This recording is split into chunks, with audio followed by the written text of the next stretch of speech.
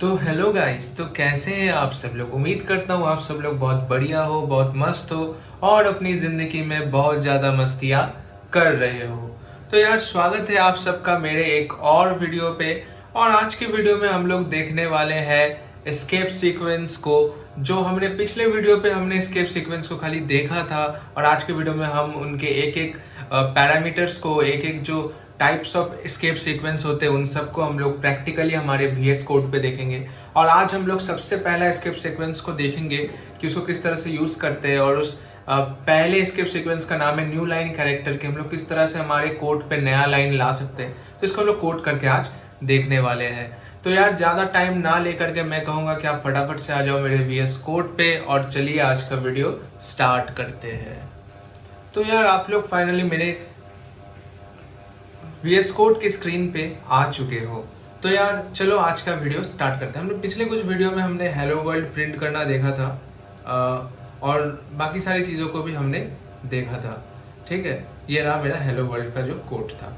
तो आज की वीडियो में हम लोग देखेंगे एस्केप सीक्वेंस। जो ये जो \n है, ये क्या चीज़ रिप्रेजेंट करता है, इसको हम लोग VS कोड पे प्रैक्टिकली करके देखेंगे। तो मैं एक नया फाइल बनाऊंगा जिस फाइल का नाम मैं रखूंगा एस्केप सीक्वेंस। आपको फाइल बनाना आता है, आपको कुछ नहीं करना है, आपको इस आइकन पे क्लिक करना है। यहाँ पे जा करके इस आइकन को क्लिक कीजिएगा, प्लस पे न्यू फाइल आएगा, उस पर फाइल का नेम दीजिएगा और एक्सटेंशन इसका होता है .c, क्योंकि ये C का फाइल है। एंड बस आपका नया फाइल बन गया। और उसके बाद आप इसको अगर क्लिक करोगे तो ये क्लोज हो जाएगा। और इसको भी आप काट सकते हो, या मैं इसको फटाफट से इसको कॉपी कर लूँगा, क्योंकि मैं ज़्यादा टाइम नहीं लेने वाला हूँ, सेम कोड है। तो ये जो \n को अगर मैं मान लो इस कोड पे नहीं लगाता हूँ तो क्या होगा, देखो।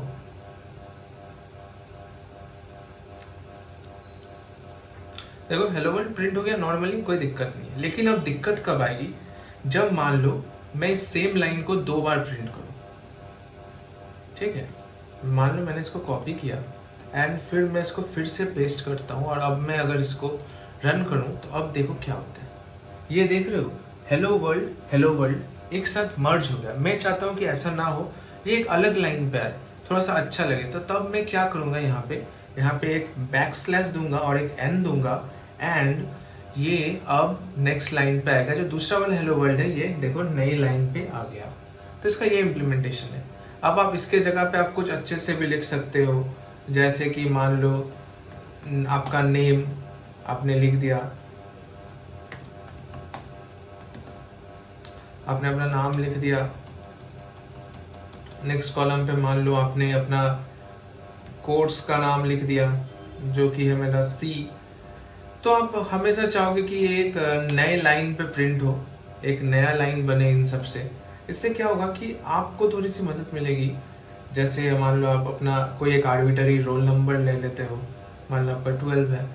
तो ये सारी चीज़ों को अगर मैं ऐसे लिखूंगा तो क्या होगा, देखो सारे के सारे, देखो रोल और ये वाला तो न्यू लाइन कैरेक्टर की वजह से ऊपर रह गया, लेकिन बाकी दो जो लाइंस हैं, ये 2 लाइंस एक साथ मर्ज हो गया। तो हमें इनको चेंज करने के लिए हमें हमेशा एक न्यू लाइन कैरेक्टर का इस्तेमाल करना पड़ता है, जो कि होता है मेरा \n। तो बस ये वीडियो इतना सा ही था। इस कोड को मैं आपको दे दूंगा मेरे GitHub पे, आपको वहाँ से इसको डाउनलोड कर लेना है और आपको खुद से करना है।